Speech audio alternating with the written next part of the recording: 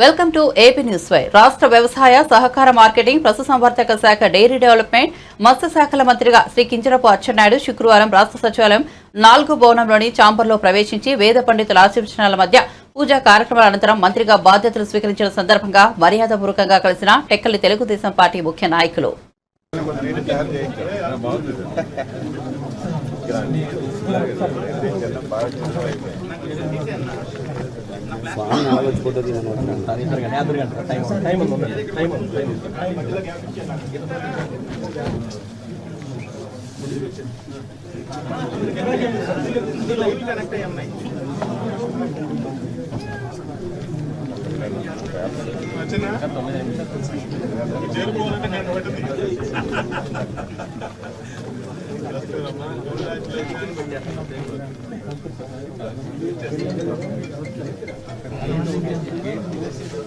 Pen ఉందా sir? Pen ఉందా?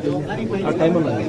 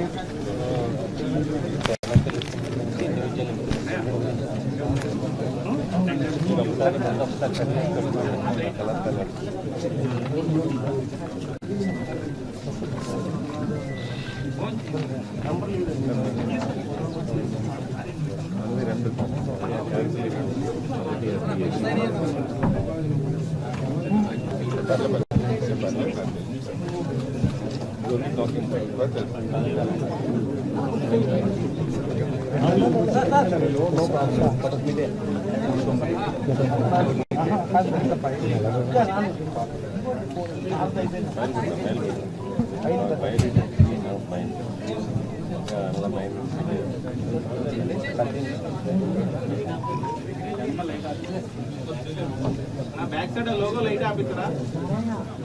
Shade అవుతుంది అది. లైట్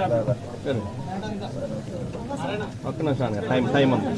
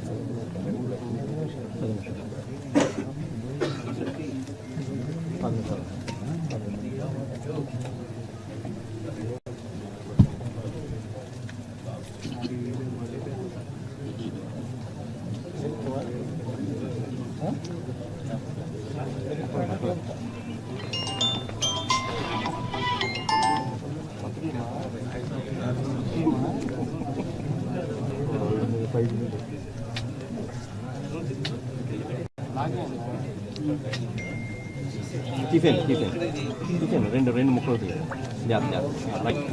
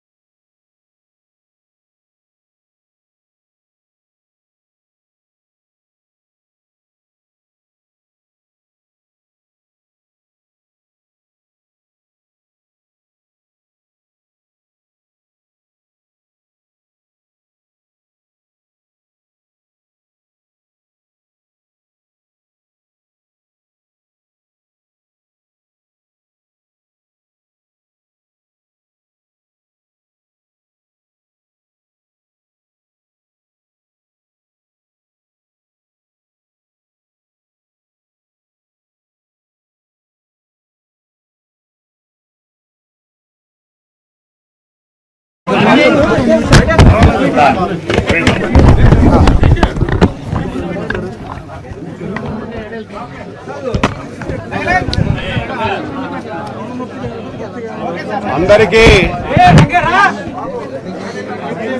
పేరు పేరున హృదయపూర్వకమైనటువంటి నమస్కారాలు తెలియజేస్తున్నాను. ఈరోజు నేను వ్యవసాయ శాఖ మంత్రిగా అధికారికంగా బాధ్యతలు చేపట్టినందుకు చాలా ఆనందంగా ఉందని చెప్పి ఈ సందర్భంగా తెలియజేస్తున్నాను. మనది ప్రధానంగా వ్యవసాయ ఆధారిత రాష్ట్రం.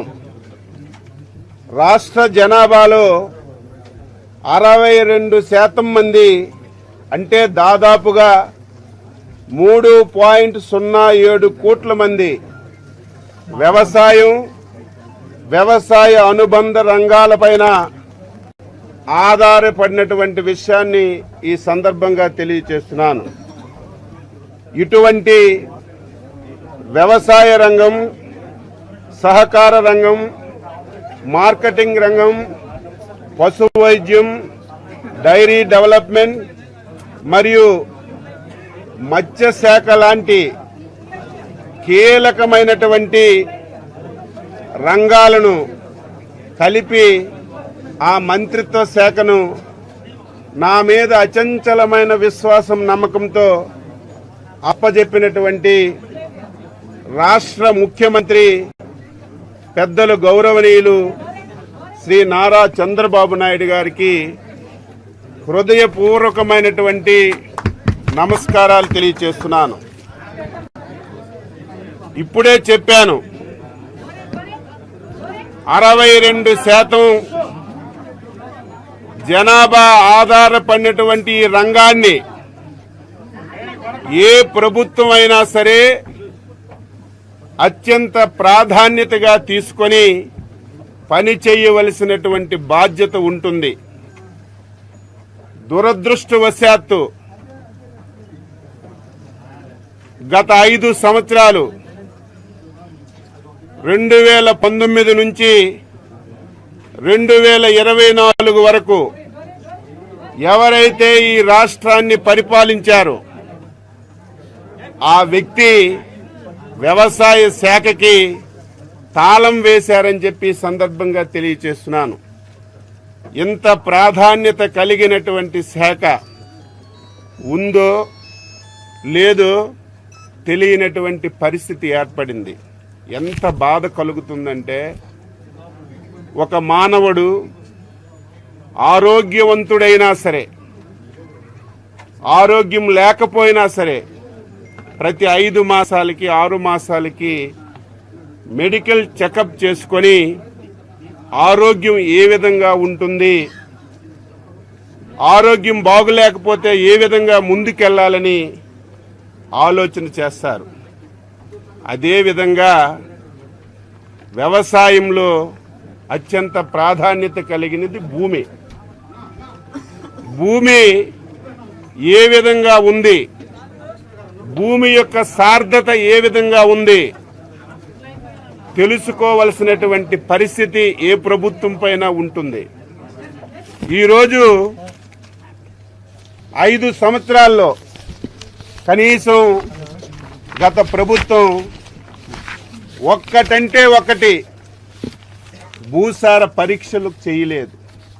అసలు భూమి ఏ రకంగా ఉందో ఈ ప్రభుత్వానికి తెలిసినటువంటి పరిస్థితి లేదు.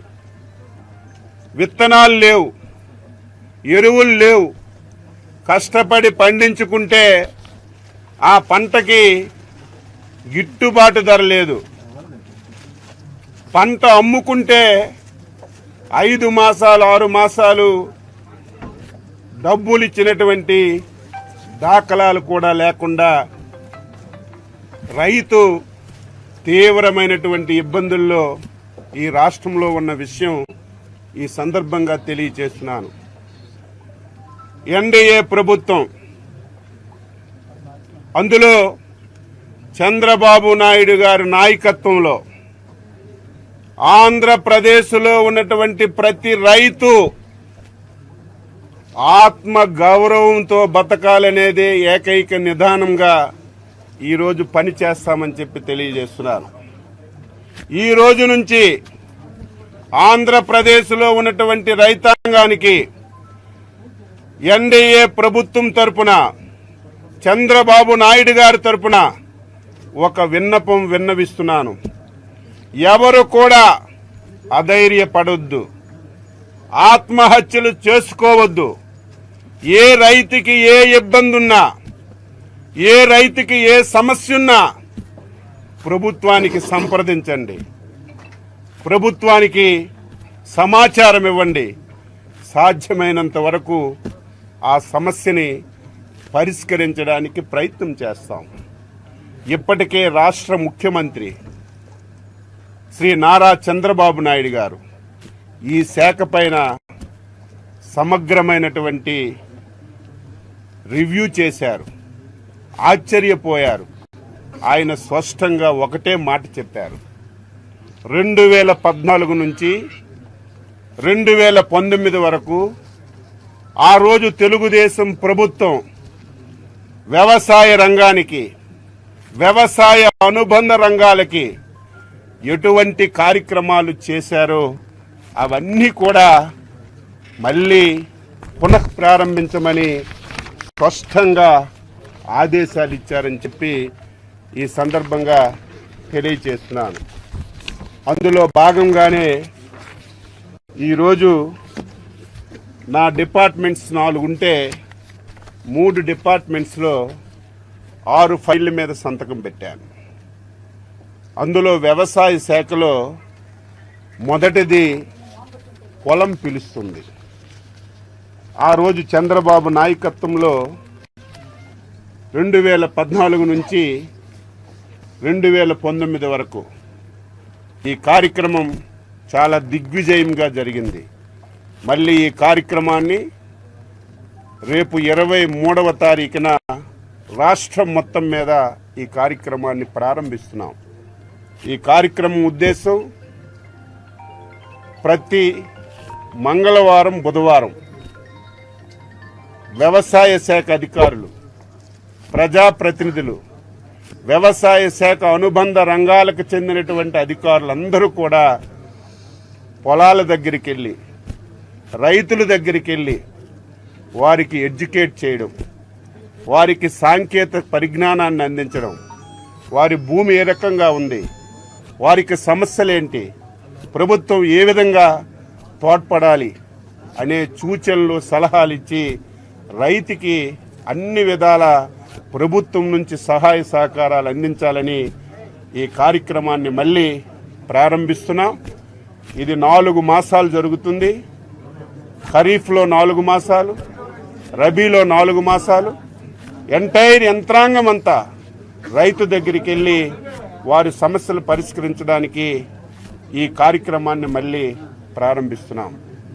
2వ సంతకం బాధ కలుగుతుంది, ఆవేదన కలుగుతుంది. గత ప్రభుత్వాన్ని చూస్తే రైతుకి వ్యక్తిగత యాంత్రీకరణ పరికరాలు ఎంత అవసరం అంటే, ఈరోజు ఆధునిక పరిజ్ఞానం వచ్చింది. ప్రతి ఒక్కరూ యాంత్రీకరణ ఉపయోగించి వ్యవసాయాన్ని చేసి దాని ద్వారా కొంత లబ్ధి పొందే ప్రయత్నం చేస్తున్నారు. కానీ 5 సంవత్సరాల్లో యాంత్రీకరణ అనే పదం ఈ రాష్ట్రంలో కనిపించలేదు. ఆ రోజు చంద్రబాబు నాయకత్వంలో ఏ రోజు గర్వంగా నేను చెప్పగలుగుతున్నాను, 3.24 లక్షల మంది రైతులకి 988 కోట్లు ఖర్చు పెట్టి ప్రతి ఒక్కరికి వ్యక్తిగతంగా సబ్సిడీ మీద యాంత్రీకరణ ఇచ్చాం. ఈ 5 సంవత్సరాల్లో ఒక్కటంటే ఒకటి ఇవ్వలేదు. చివరికి కొడవలి పిడి కూడా ఈ ప్రభుత్వంలో ఇవ్వలేదంటే వ్యవసాయ రంగాన్ని ఏ విధంగా నిర్వీర్యం చేశారో ఇది ఒక ఉదాహరణ అని చెప్పి తెలియచేస్తున్నాను. అందుకే మళ్ళీ వ్యక్తిగత వ్యవసాయ పరికరాలు సబ్సిడీ మీద ఇవ్వడానికి ఈరోజు 2వ సంతకం పెట్టాను. దీనికి గైడ్ లైన్స్ అన్నీ కూడా ఫ్రేమ్ చేసి మళ్ళీ రైతాంగానికి అన్ని అవసరమైనటువంటి పరికరాలన్నీ కూడా ఇస్తాం. 2వది మీ అందరికీ తెలుసు, మత్స్యశాఖలో ఎంత దారుణం అంటే అందరూ వద్దన్నారు. ఇప్పటికే న్యాయస్థానంలో కొన్ని వందల కేసులున్నాయి. మత్స్యకారులకి జీవనాధారమైనటువంటి ఏవైతే ట్యాంక్స్ ఉన్నాయో అవన్నీ కూడా వాళ్ళ నుంచి లాక్కొని ఈ ప్రభుత్వంలో ఉన్నటువంటి పెద్దలు తీసుకోవాలని ప్రయత్నం చేయడానికి 144 జీవో ఇచ్చారు. దాన్ని మళ్ళీ అమలు చేయడానికి 217 జీవో ఇచ్చారు. ఇది రాష్ట్రంలో ఉన్నటువంటి ప్రతి ఒక్క మత్స్యకారుడు కూడా దీన్ని తీవ్రంగా వ్యతిరేకించారు, ధర్నాలు చేశారు. ఈ జీవో మా పట్టు కొడుకుతుంది, మాకు బతకడానికి బతుకులు లేకుండా చేస్తుంది. ఒక్కసారి పునరాలోచించండి. వేడుకున్నా సరే, ధర్నాలు చేసినా సరే కేసులు పెట్టి అరెస్ట్ చేశారు తప్ప గత ప్రభుత్వంలో పట్టించుకున్నటువంటి పాపాను పోలేదు. కొన్ని వందల కేసులు ఇప్పటికే న్యాయస్థానంలో ఈ జీవోని రద్దు చేయమని కేసులు వేశారు. అందుకే మత్స్యశాఖలో సంబంధించి నేను మొదటి సంతకం ఏదైతే 217 జీవోని రద్దు చేయడానికి పెట్టాను, ఇది క్యాబినెట్కి పెట్టి ఈ జీవోని రద్దు చేసి మత్స్యకారులకి మళ్ళీ పూర్వ వైభవాన్ని తీసుకురావడానికి ప్రయత్నం చేస్తాం. 2వది ఊకదంపుడు ఉపన్యాసాలు ఇస్తారు మత్స్యకారులకి మేము అన్ని చేశామని. గత ప్రభుత్వం డీజిల్ సబ్సిడీ ప్రతి సంవత్సరం ప్రతి మత్స్యకారుడికి బోటున్న వాళ్ళకి గైడ్ లైన్స్ ప్రకారం డీజిల్ ఇవ్వాలి, దానికి సబ్సిడీ ఇవ్వాలి. కానీ గత ప్రభుత్వం డీజిల్ సబ్సిడీ ఇవ్వక చాలా ఇబ్బందులకు గురి చేసింది. ఈరోజు ఆర్థికంగా రాష్ట్రంలో చాలా సమస్యలు ఉన్నాయి. నేను నా శాఖలో అన్ని శాఖలని నేను రివ్యూ చేస్తే అసలు నాకే బాధ కలుగుతుంది. ఇది ఎలా ముందుకు తీసుకెళ్ళాలి?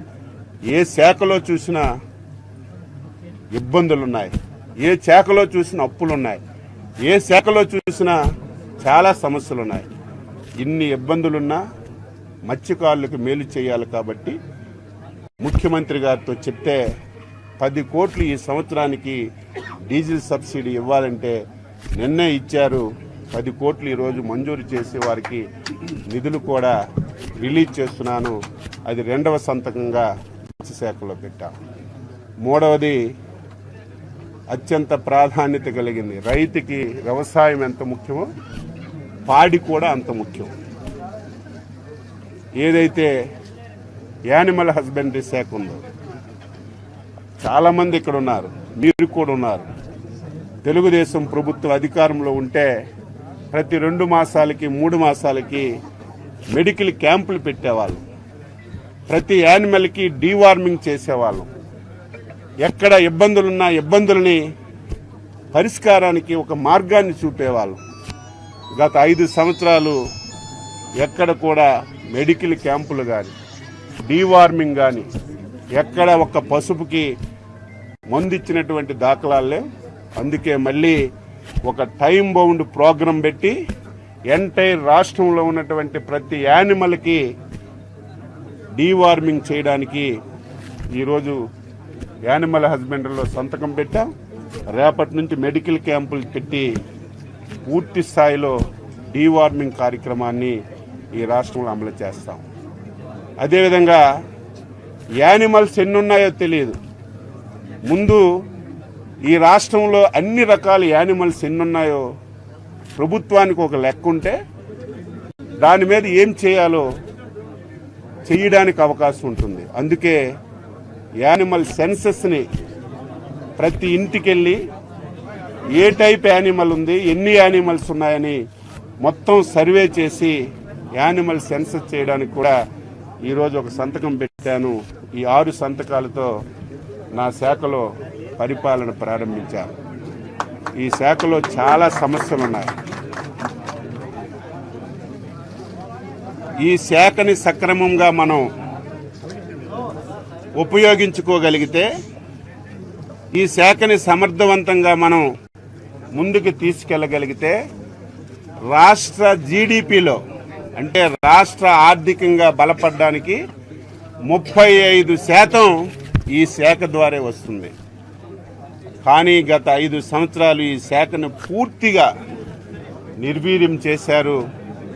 నేను ఎన్డీఏ ప్రభుత్వంలో వ్యవసాయ శాఖ అనుబంధ శాఖల మంత్రిగా చంద్రబాబు నాయుడు గారు సహకారంతో, ఆయన ఆశీస్సులతో మళ్ళీ వ్యవసాయ రంగాన్ని ఆంధ్రప్రదేశ్ రాష్ట్రంలో పూర్వ వైభవాన్ని తీసుకొస్తానని, రైతులకి మేలు చేసే అన్ని నిర్ణయాలు తీసుకుంటానని చెప్పి తెలియజేస్తూ, ఇంకొక ముఖ్యమైన విషయం, ఈ రాష్ట్రంలో చాలామంది వ్యవసాయాన్ని కౌలు రైతులు వ్యవసాయం చేస్తున్నారు.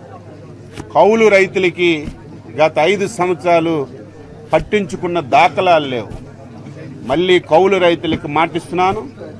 వారందరికీ ఈ ప్రభుత్వం కార్డులు ఇచ్చి రుణాలు కానీ, అదేవిధంగా ప్రభుత్వం నుంచి ఎటువంటి సహాయ సహకారాలున్నా కౌలు రైతులకు కూడా అందించడానికి అన్ని నిర్ణయాలు తీసుకుంటానని చెప్పి తెలియజేస్తూ, భగవంతుడు ఈ ప్రభుత్వం పైన, ముఖ్యంగా ఈ శాఖను నిర్వహిస్తున్నటువంటి మా పైన నిండు ఆశీస్సులు ఇచ్చి ఎప్పుడూ ఈ రాష్ట్రంలో లేని విధంగా వ్యవసాయ రంగాన్ని అభివృద్ధి చేయడానికి అన్ని విధాల ఆశీర్వదిస్తారని చెప్పి ఆశిస్తూ అందరికీ నమస్కారం.